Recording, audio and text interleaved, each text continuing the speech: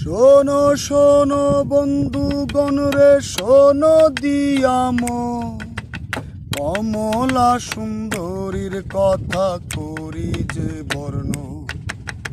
হিরণ নগরের মেয়ে কমলা সুন্দরী, গুণের কথা কি কহিব, রূপ ছিল তার ভারী।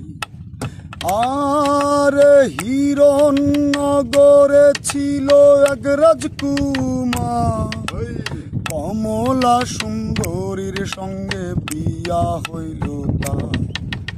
লাল নীল সবুজ পরীর দিগি দিয়া পারি, পালকি চড়ে যাইতেছিল নিজের বাপের বাড়ি। ওই না দিগির জল দেখা কন্যার বড় তৃষ্ণা পায়, পালকিটা থামাইয়া কন্যা জলে নাইমা যায়।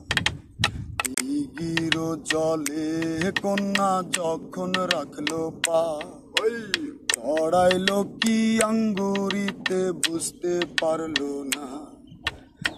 আর চুলের মতো নইনা বাদন যখন খুলতে যায়, ছিড়তে গেলে যায় না ছেড়া, হইল একই দায়।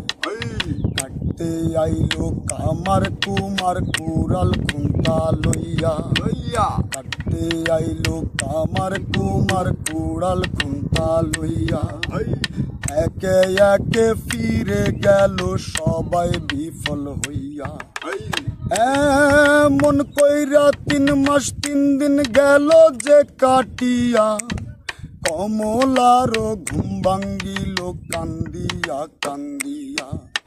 স্বপনে দেখিল সে আরেক রাজকুমার, জলের তলে বাস করে সে, জলের রাজ্য তার।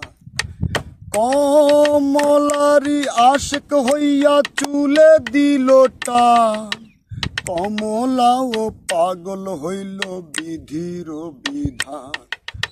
মা বাবা স্বামী কন্যা কান্দিয়া হাসিল, কমলা ডুবিল জলে ফিরে নাই আসিল।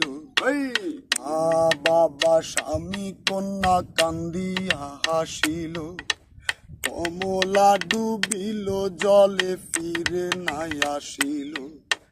মা বাবা স্বামী কন্যা কান্দিয়া হাসিল, কমলা ডুবিল জলে ফিরে নাই আসিল। কমলা ডুবিল জলে ফিরে নাই আসিল, কমলা ডুবিল জলে ফিরে